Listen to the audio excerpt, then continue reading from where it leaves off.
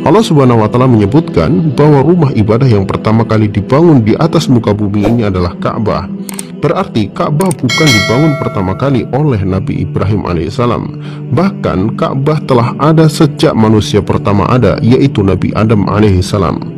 Para ulama berselisih pendapat tentang siapa yang pertama kali membangun Ka'bah. Sebagian ada yang mengatakan yang membangun adalah Nabi Adam alaihissalam, sebagian lagi mengatakan yang membangun adalah para malaikat. Adapun Nabi Ibrahim alaihissalam disebutkan hanya meninggikan bangunan pondasi Ka'bah. Dalam ayat yang Allah Subhanahu wa Ta'ala firmankan, dan ketika Ibrahim meninggikan pondasi-pondasi dari Baitullah bersama Ismail, wahai Tuhan kami, terimalah dari kami, sesungguhnya Engkau yang maha mendengar lagi maha mengetahui. Surat Al-Baqarah ayat 127. Di dalam ayat ini Allah Subhanahu wa Ta'ala menjelaskan bahwa Nabi Ibrahim tidak membangun Ka'bah, tetapi meninggikan pondasi-pondasi Ka'bah, yang artinya pondasi Ka'bah telah ada sebelum Nabi Ibrahim alaihissalam. Ka'bah dulunya adalah rumah ibadah hingga beberapa generasi. Kemudian ketika manusia-manusia mulai menyembah berhala, maka Ka'bah pun ditinggalkan. Para peneliti telah memberikan bukti bahwa dahulu daerah Mekah dan Jazirah Arab adalah daerah yang hijau dan subur.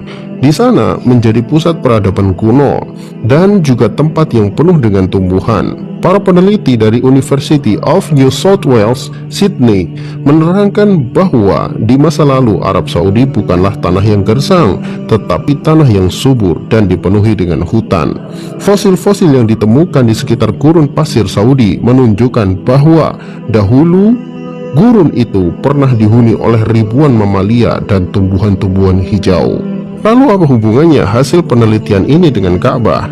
Penemuan ini memperkuat bukti bahwa Ka'bah dulu adalah pusat peradaban di masa lampau. Orang-orang yang hidup jauh ribuan tahun sebelum Nabi Ibrahim alaihissalam telah tinggal di Arab Saudi dan menjadikan Ka'bah sebagai sentral peribadatan mereka. Jika Ka'bah dan daerah sekitarnya dulunya adalah tanah yang subur, tentunya ada peradaban yang terbentuk di sana. Maka sangat logis jika Allah Subhanahu wa Ta'ala sampaikan bahwa Ka'bah adalah rumah ibadah pertama yang dibangun di bumi bagi manusia. Logis karena di masa lalu Ka'bah, Mekah adalah daerah yang sangat subur.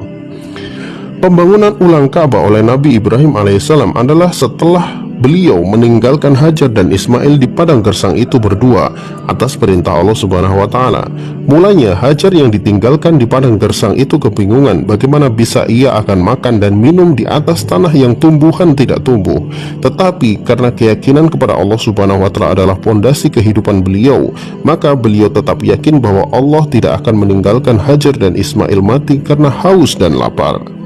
Maka ketika persediaan air telah habis, bahkan air susu Hajar tidak lagi keluar, Ismail yang kehausan menangis meronta-ronta.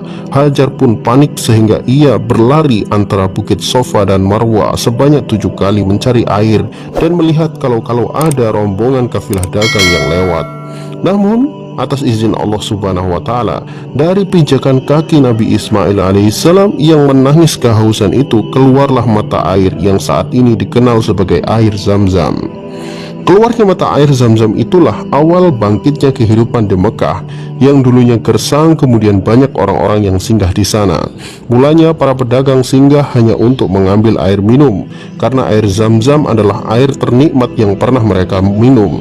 Lama-kelamaan mereka membuat rumah di sana dan menetap di Mekah. Saat itu Ka'bah belum dibangun dan belum ditemukan dan belum menjadi pusat peradaban seperti saat ini.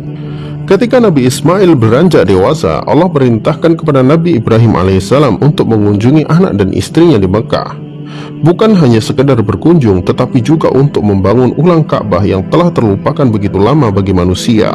Sesampainya Nabi Ibrahim di Mekah, dilihatnya putranya telah beranjak dewasa. Ismail adalah putra pertama yang lahir dari Hajar, sedangkan dari Sarah, Nabi Ibrahim alaihissalam dikaruniai Ishak yang lahir setelah Ismail. Jadi Ishak adalah adiknya Ismail dari ibu yang berbeda. Setelah melepas rindu yang luar biasa kuat di dalam hatinya, Nabi Ibrahim alaihissalam pun mengatakan kepada Ismail bahwa Allah memberikan tugas untuk membangun Ka'bah. Saat itu Nabi Ibrahim pun tidak tahu di mana posisi Ka'bah sampai Allah Subhanahu wa taala memberikan petunjuk kepada beliau. Hal itu Allah Subhanahu wa taala firmankan, "Dan ketika kami memberikan tempat kepada Ibrahim di Baitullah, janganlah kamu mempersekutukan sesuatu pun dengan aku, dan sucikanlah rumahku ini bagi orang-orang yang tawaf dan orang-orang yang beribadah dan orang-orang yang ruku dan sujud." Surat Al-Hajj ayat 26. Setelah Nabi Ibrahim alaihissalam mendapatkan petunjuk dari Allah Subhanahu wa taala di mana tempat Ka'bah berada, maka dimulailah pembangunan ulang Ka'bah dari pondasi-pondasinya sehingga berbentuk seperti persegi empat yang kita ketahui saat ini. Saat itu Nabi Ibrahim alaihissalam telah mulai beranjak sepuh sehingga beliau menggunakan sebuah batu untuk berpijak dan memasang batu-batu yang lain ke atas pondasi Ka'bah. Batu pijakan Nabi Ibrahim alaihissalam itu kini dikenal sebagai Maqam Ibrahim. Ketika pembangunan Ka'bah hampir selesai, ada sebuah celah di sudut Ka'bah yang berongga, sehingga Nabi Ismail alaihissalam mencari batu yang pas untuk menutup rongga itu. Maka Nabi Ismail alaihissalam diberikan sebuah batu dari surga oleh malaikat Jibril. Batu itu berwarna putih dan berbau harum. Namun karena dosa-dosa manusialah yang membuat batu itu sekarang menjadi berwarna hitam. Hajar Aswad bukanlah berhala yang disembah, tetapi dia adalah tanda dimulainya tawaf dan akhir dari tawaf. Seorang yang melakukan haji atau umroh akan memulai tawafnya dari sudut Hajar Aswad berada dan mengakhiri di tempat itu pula.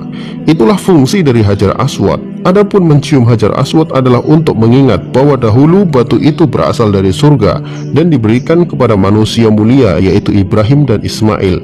Dan batu itu juga pernah diangkat oleh tangan manusia paling mulia di muka bumi ini yaitu Nabi Muhammad SAW saat renovasi Ka'bah ketika umur Nabi Muhammad 35 tahun. Adapun mencium Hajar Aswad bukanlah wajib tetapi hanya opsional saja. Siapapun boleh dan kalau tidak juga tidak masalah. Toh Hajar Aswad pernah dicuri selama 20 tahun dan haji serta umroh tetap dilaksanakan tanpa kendala apapun.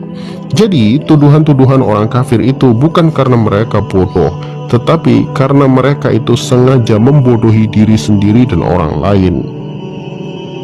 Setelah pembangunan Ka'bah selesai, maka Allah Subhanahu wa taala perintahkan kepada Nabi Ibrahim alaihissalam dan Nabi Ismail alaihissalam untuk melakukan haji. Hal ini Allah Subhanahu wa taala firmankan di dalam ayatnya, "Dan serulah manusia untuk mengerjakan haji, niscaya mereka akan datang kepadamu dengan berjalan kaki dan mengendarai unta yang kurus yang datang dari segenap penjuru yang jauh." Surat Al-Hajj ayat 27-28. Jadi haji telah dilakukan sejak zaman Nabi Ibrahim alaihissalam. Sebagai umat Islam, kita harus faham tentang sejarah, karena sejarah itulah asal usul kita. Melupakan sejarah sama saja melupakan siapa kita. Wallahu a'lam bishawab.